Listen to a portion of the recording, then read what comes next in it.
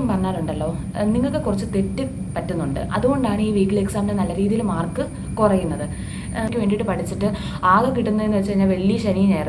ഇതിനകത്തിൽ വെള്ളിയും ശനിയും ചിലപ്പോൾ കുത്തിയിരുന്ന് ബയോളജി ടെക്സ്റ്റ് നല്ല രീതിയിൽ തറവാക്കും. പിന്നെ ആകെ ഞായറാഴ്ച എന്ന് പറഞ്ഞൊരു ദിവസമേ ഉള്ളൂ ഫിസിക്സിലെ ക്വസ്റ്റ്യൻസ് ചെയ്യാനും കെമിസ്ട്രിയിലെ ക്വസ്റ്റ്യൻസ് ചെയ്യാനും.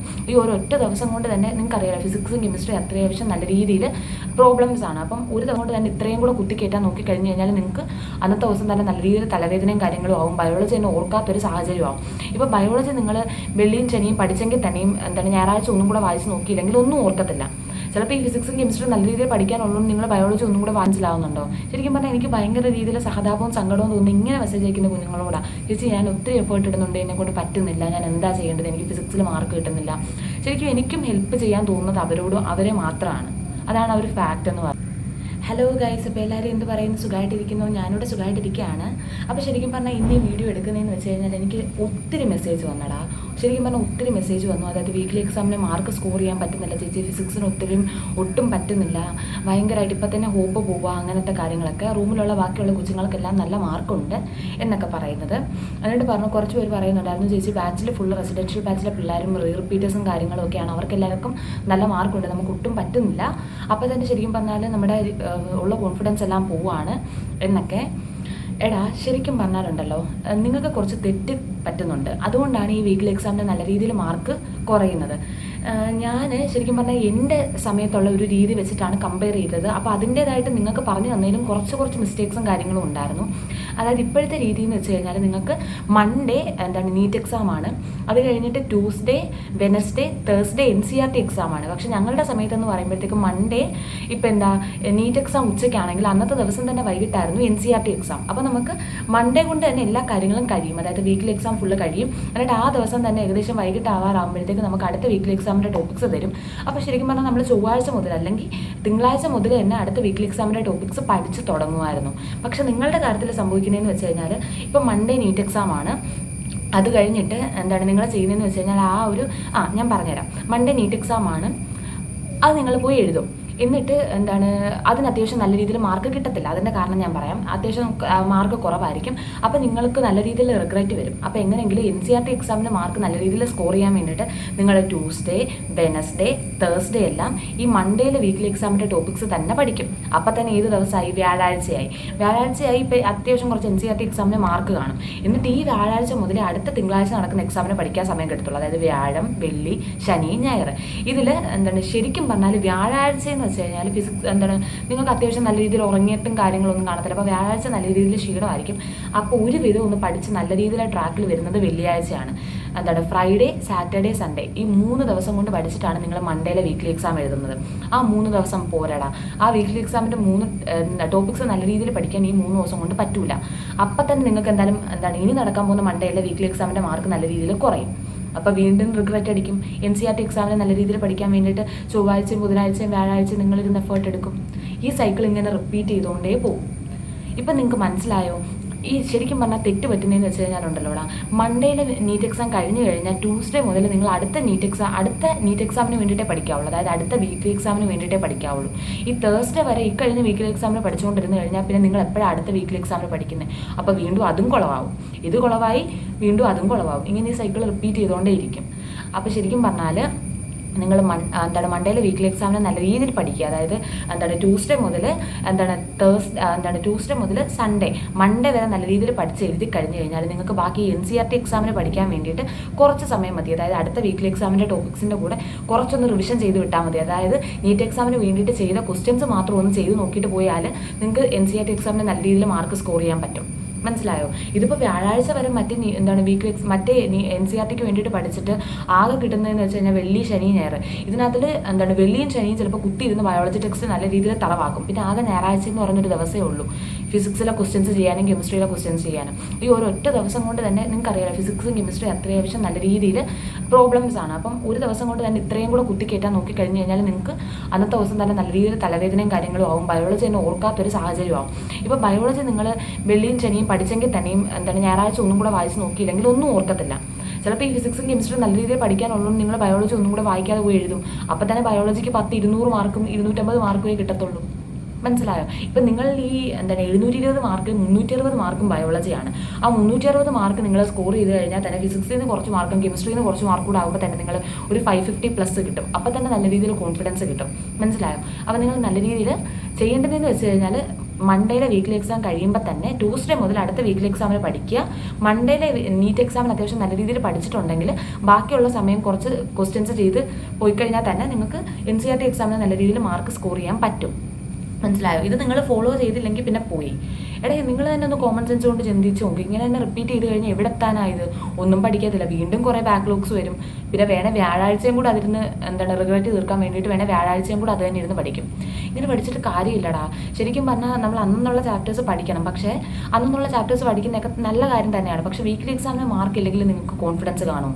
ഇപ്പം നിങ്ങൾ അന്നുള്ള കാര്യങ്ങളൊക്കെ പഠിക്കുന്നുണ്ട്, പക്ഷേ വീക്ക്ലി എക്സാമിന് മാർക്ക് കുറവായതുകൊണ്ടല്ലേ നിങ്ങൾ ഓരോരുത്തർ എന്നെ വിളിച്ച് കരയുന്നതും മെസ്സേജ് ഇട്ട് ഇങ്ങനെ വിഷമിക്കുന്നതും. ശരിക്കും പറഞ്ഞാൽ എന്തുമാത്രം മെസ്സേജാണ് ഒരു ദിവസം ഇങ്ങനെ, ചേച്ചി പറ്റുന്നില്ല, എന്നെക്കൊണ്ട് പറ്റുന്നില്ല, ഞാൻ ഓൺലൈൻ ആവാൻ പോവുക, എനിക്ക് ഇവിടെ ഇരുന്നിട്ട് എന്നോട് ആരും സംസാരിക്കുന്ന പോലുമില്ല, എല്ലാവർക്കും നല്ല മാർക്കുണ്ട്. നമ്മൾ അന്നുള്ള പോർഷൻസ് പഠിക്കുന്ന കാര്യങ്ങളൊക്കെ നല്ലതാണ്. പക്ഷെ നമുക്ക് നിലനിൽപ്പ് വരാനും ഒരു കോൺഫിഡൻസ് വരാനും എന്തൊക്കെ പറഞ്ഞാലും വീക്ക്ലി എക്സാമിന് നല്ല മാർക്ക് വേണം. പറയുന്നത് മനസ്സിലാവുന്നുണ്ടോ? അപ്പോൾ എന്തായാലും ട്യൂസ്ഡേ മുതലാണെങ്കിൽ നിങ്ങൾക്ക് അത്യാവശ്യം സമാധാനത്തിൽ പഠിക്കാൻ പറ്റും.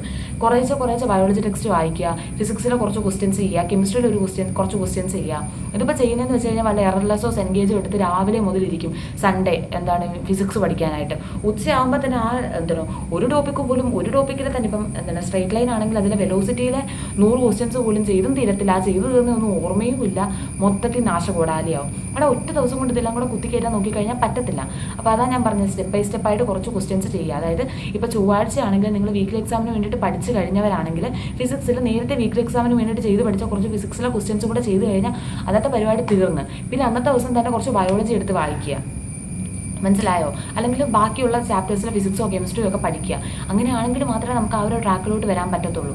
ശരിക്കും പറഞ്ഞാൽ ഈ സ്പ്ലിറ്റ് ചെയ്ത് നടത്തുന്നത് ശരിക്കും ഒരു നല്ലൊരു ചോയ്സ് അല്ല. ഒരൊറ്റ ദിവസം കൊണ്ട് തന്നെ ഇത് കഴിയുവാണെങ്കിൽ പിള്ളേർക്ക് മനസ്സമാധാനമായിട്ട് ഇപ്പോൾ ചൊവ്വാഴ്ച എങ്കിൽ ബുധനാഴ്ച മുതലെങ്കിലും പഠിച്ചു തുടങ്ങാൻ പറ്റും. ഇത് ബുധൻ പറ്റൂല, വ്യാഴം പറ്റൂല. അപ്പോൾ അതാണ് എന്തായാലും നമ്മൾ ഒരു സബ്ജക്റ്റ് അല്ലേ ഉള്ളടാ, ആ ഒരു രീതിയിലൊരു ഗുണമുണ്ടല്ലോ. അപ്പോൾ അങ്ങനെ നോക്കുക. പിന്നീട് എൻ്റെ കയ്യിൽ നിന്ന് മറ്റേ PDF മേടിച്ചവർ ഇത് എങ്ങനെ യൂസ്ഫുൾ ആക്കണമെന്ന് ചോദിച്ചിട്ടുണ്ടായിരുന്നു. പിന്നെ കുറച്ച് പേരൊക്കെ മെസ്സേജ് അയക്കുന്നുണ്ടായിരുന്നു നല്ല രീതിയിൽ യൂസ്ഫുൾ ആവുന്നുണ്ടെന്ന്. അറിയുന്നതിൽ സന്തോഷമാണ്, കാരണം ഞാനും അത് ചെയ്തിട്ടുള്ള പരിപാടി തന്നെയാണ്. ഇപ്പം എൻ്റെ റൂമിലെന്ന് പറയുമ്പോഴത്തേക്കും റെസിഡൻസ് റൂമിൻ്റെയാണ്, ഒരു ഫ്ലാറ്റ് സിസ്റ്റമാണ്. ഓരോ റൂമിൽ 2 പേര്, മൊത്തം 7 പേര്. അപ്പം ഞങ്ങളുടെ ഈ റൂമിൽ ഏറ്റവും കൂടുതൽ പിന്നെ പറയാനുള്ള അത് ഞാൻ പറയാം. ആദ്യത്തെ ഒരു 2 മാസക്കാലം നല്ല രീതിയിൽ സ്കോർ ചെയ്തിരുന്നത് ഒരു ബ്രില്യൻറ്റിൽ തന്നെ എറണാകുളത്ത് ലോങ് ടേം ചെയ്തൊരു കുട്ടിയായിരുന്നു. അത് കഴിഞ്ഞിട്ടാണ് പിന്നെ നമ്മളായാലും ഇത്തിരിയൊക്കെ സ്കോർ ഇമ്പ്രൂവ് ചെയ്ത് വരാൻ തുടങ്ങിയത്. അതാണ് ഞാൻ പറഞ്ഞത്, ഈ ആദ്യത്തെ 3 മാസത്തെ റിസൾട്ട് കണ്ട് നിങ്ങൾ പേടിക്കേണ്ട. ബാക്കിയുള്ള പിള്ളേർ ഇപ്പോൾ നല്ല രീതിയിൽ സ്കോർ ചെയ്ത് നിൽക്കുന്ന പിള്ളേരെന്ന് വെച്ച് കഴിഞ്ഞാൽ അവർക്ക് അവരുടെ രീതിയിൽ കോമ്പീറ്റ് ചെയ്യാൻ ആളില്ലടാ. കാരണം നിങ്ങൾ ആ ഒരു സാഹചര്യമായിട്ട് പൊരുത്തപ്പെട്ട് മാർക്ക് സ്കോർ ചെയ്ത് വരാനായിട്ട് ഒരു 3 മാസമെങ്കിലും സമയമെടുക്കും. ഇപ്പോൾ നല്ല രീതിയിൽ സ്കോർ ചെയ്യുന്ന ഫുള്ളും റെസിഡൻഷ്യൽ ബാച്ചിലും റിപ്പീറ്റും ഒക്കെ ചെയ്യുന്നവരാണ്.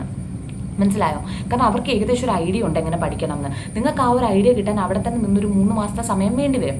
അപ്പോൾ ആ ഒരു 3 മാസം എന്തായാലും നല്ല രീതിയിൽ സ്കോർ ചെയ്യുന്ന മൊത്തം ആ പിള്ളേരായിരിക്കും. അപ്പോൾ അങ്ങനെ നിങ്ങളെ ഭയങ്കര അണ്ടർറേറ്റഡ് ആയിട്ട് വിചാരിക്കേണ്ട, അത് ഗ്രാജുവലി ഇമ്പ്രൂവ് ആവും. അപ്പം ആദ്യത്തെ ഒരു 3 മാസം എന്ന് വെച്ച് കഴിഞ്ഞാൽ ഇവർക്ക് തന്നെ ആയിരിക്കും. നമ്മൾ ആ ഒരു സാഹചര്യമായിട്ട് അഡാപ്റ്റഡ് ആയിട്ട് നമ്മൾ ക്വസ്റ്റ്യൻസ് ഒക്കെ ചെയ്ത് എങ്ങനെയൊക്കെ ചെയ്യണം എന്നുള്ളൊരു ഐഡിയ കിട്ടുമ്പോൾ തന്നെ കുറച്ച് സമയം എടുക്കും. പിന്നെ ഈ 3 മാസത്തിന് ശേഷമുള്ളതാണ് ശരിക്കുമുള്ള കോമ്പറ്റീഷൻ, കേട്ടോ. അതിനുശേഷമാണ് ശരിക്കുമുള്ള കോമ്പറ്റീഷൻ വരുന്നത്. അപ്പോൾ ഇപ്പോഴത്തെ മാർക്കും കാര്യങ്ങളും ഒന്നും കണ്ടിട്ട് നിങ്ങൾ പേടിക്കേണ്ട. പരമാവധി നിങ്ങൾ ശരിക്കും പറഞ്ഞാൽ എനിക്കും ഇങ്ങനെ സ്ട്രഗിൾ ചെയ്യുന്നവരെ തന്നെ കാണാനാണ് ഇഷ്ടം. കുറച്ച് പേര് എനിക്ക് മെസ്സേജ് അയക്കുന്നുണ്ട്, ചേച്ചി ഞാനൊന്നും പഠിക്കുന്നില്ല, ഫുൾ ടൈം യൂട്യൂബിലാണ്, ഇൻസ്റ്റയിലാണ്, ഞാൻ എന്തോ ചെയ്യേണ്ടത്. നമ്മൾ ദൈവത്തോടെ ചെന്ന് പ്രാർത്ഥിക്കുന്നത്, ദൈവമേ എനിക്ക് പഠിക്കാൻ തോന്നണേ എന്ന് പ്രാർത്ഥിച്ച് കഴിഞ്ഞാൽ കേൾക്കുന്ന ദൈവത്തിന് പോലും ബോറടിക്കുവാടാ. അതേസമയം ഞാൻ പഠിക്കുന്നുണ്ട്, ദൈവമേ എനിക്ക് നല്ല രീതിയിൽ സ്കോർ ചെയ്യാൻ പറ്റണേ, ഞാൻ എൻ്റെ എഫേർട്ടൊക്കെ ഇടുന്നുണ്ട്, പക്ഷേ എന്തൊക്കെയോ കൊണ്ട് എനിക്ക് പറ്റുന്നില്ല, ദൈവം ഒന്ന് സഹായിക്കണേ, എന്നെക്കൊണ്ട് ആ ഒരു രീതിയിലൊക്കെ ഓർക്കാനൊക്കെ പറ്റണേ. അങ്ങനെ പ്രാർത്ഥിക്കുന്നതോടെ കൂടെ എപ്പോഴും ദൈവം നിൽക്കത്തുള്ളൂ. നിങ്ങൾ ഉഴപ്പുന്നുണ്ട്, അത് മാറ്റാൻ ദൈവത്തിന് പോലും പറ്റില്ല, നിങ്ങൾക്കേ പറ്റത്തുള്ളൂ. നിങ്ങൾ മാറ്റി ആ ഒരു ട്രാക്കിലായി കഴിഞ്ഞാൽ നിങ്ങളെ ഒരു 50% തന്ന് സപ്പോർട്ട് ചെയ്യാൻ മാത്രമേ ദൈവത്തിനായാലും പറ്റത്തുള്ളൂ.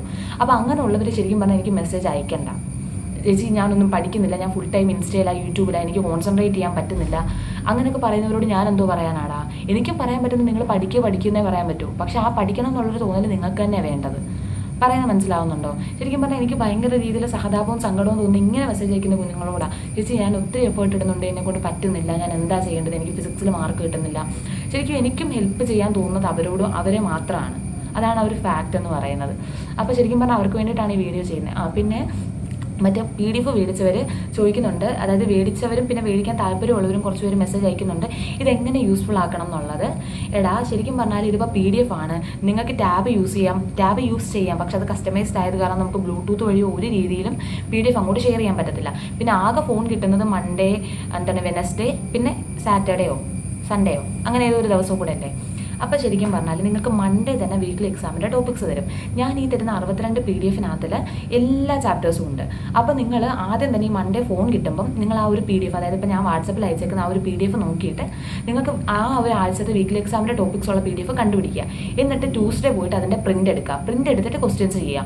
ഈ ഒറ്റയടിക്ക് ഇത്രയും ബൾക്കിൻ്റെ PDF നിങ്ങൾ പ്രിൻ്റ് എടുക്കുവാണെങ്കിൽ അത്യാവശ്യം നല്ല രീതിയിൽ ഒരു വലിയ എമൗണ്ടും ആവും. പിന്നെ അത് വേണ്ട, ഓരോ വീക്കിലി എക്സാമിൻ്റെ ടോപ്പിക്സ് അനുസരിച്ച് നിങ്ങൾ കൊണ്ടുപോയി പ്രിൻ്റ് എടുക്കുക.